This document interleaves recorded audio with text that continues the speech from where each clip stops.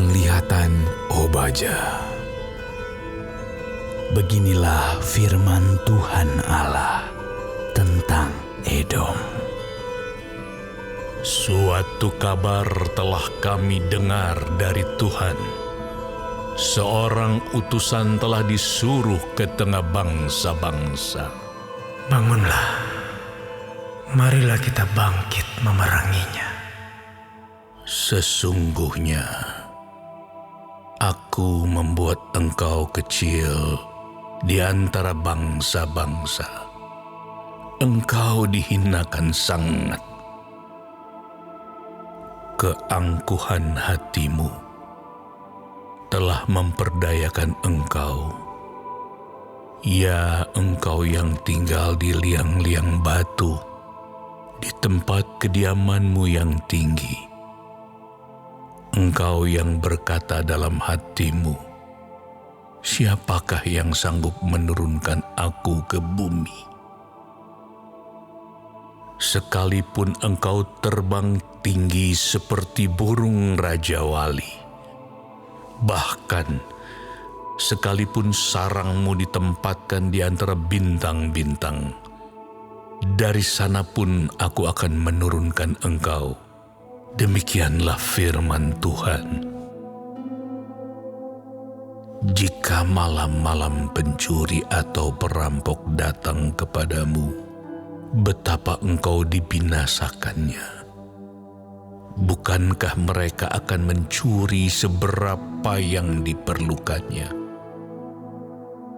Jika pemetik buah anggur datang kepadamu, bukankah mereka akan meninggalkan sisa-sisa pemetikannya? Betapa kaum Esau digeledah, betapa harta bendanya yang tersembunyi dicari-cari. Sampai ke tapal batas engkau diusir oleh semua teman sekutumu.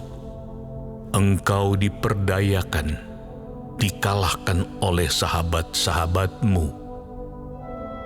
Siapa yang makan sehidangan dengan engkau, memasang jerat terhadap engkau, tidak ada pengertian padanya. Bukankah pada waktu itu, demikianlah firman Tuhan, aku akan melenyapkan orang-orang bijaksana dari Edom, dan pengertian dari pegunungan Esau.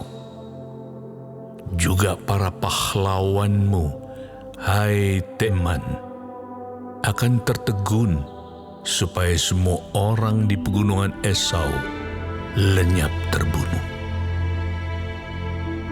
Karena kekerasan terhadap saudaramu Yakub, maka celah akan meliputi engkau, dan engkau akan dilenyapkan untuk selama-lamanya.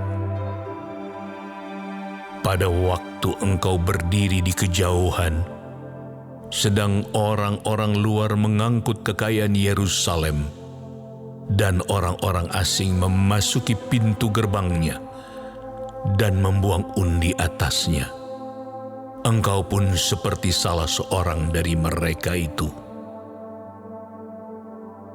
Janganlah memandang rendah saudaramu pada hari kemalangannya, dan janganlah bersuka cita atas keturunan Yehuda pada hari kebinasaannya, dan janganlah membual pada hari kesusahannya.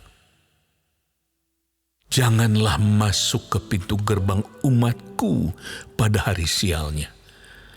Bahkan janganlah memandang ringan malapetaka yang menimpanya pada hari sialnya, dan janganlah merenggut kekayaannya pada hari sialnya. Janganlah berdiri di persimpangan untuk melenyapkan orang-orangnya yang luput, dan janganlah serahkan orang-orangnya yang terlepas pada hari kesusahan. Sebab telah dekat hari Tuhan menimpa segala bangsa. Seperti yang engkau lakukan, demikianlah akan dilakukan kepadamu. Perbuatanmu akan kembali menimpa kepalamu sendiri. Sesungguhnya, seperti kamu telah minum di atas gunungku yang kudus, segala bangsa pun akan minum dengan tidak henti-hentinya. Bahkan, mereka akan minum dengan lahap, dan mereka akan menjadi seakan-akan mereka tidak pernah ada. Tetapi di Gunung Sion akan ada orang-orang yang terluput, dan gunung itu akan menjadi tempat kudus, dan kaum keturunan Yakub akan memiliki pula tanah miliknya. Kaum keturunan Yakub akan menjadi api, dan kaum keturunan Yusuf menjadi nyala api, dan kaum keturunan Esau menjadi tunggul gandum. Mereka akan membakar dan memakan habis sekaliannya. Dan dari kaum keturunan Esau tidak ada seorang pun yang terlepas, sebab Tuhanlah yang berfirman demikian. Maka orang-orang tanah Negeb akan memiliki pegunungan Esau, dan orang-orang daerah bukit akan memiliki tanah orang Filistin. Mereka akan memiliki daerah Efraim dan daerah Samaria, dan suku Benyamin akan memiliki daerah Gilead.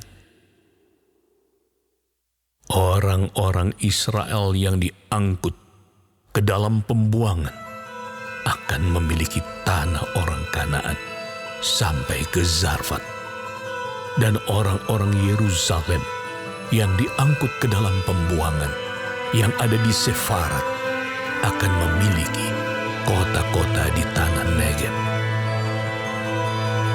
Penyelamat-penyelamat akan naik ke atas gunung Sion untuk menghukumkan pegunungan Esau. Maka Tuhanlah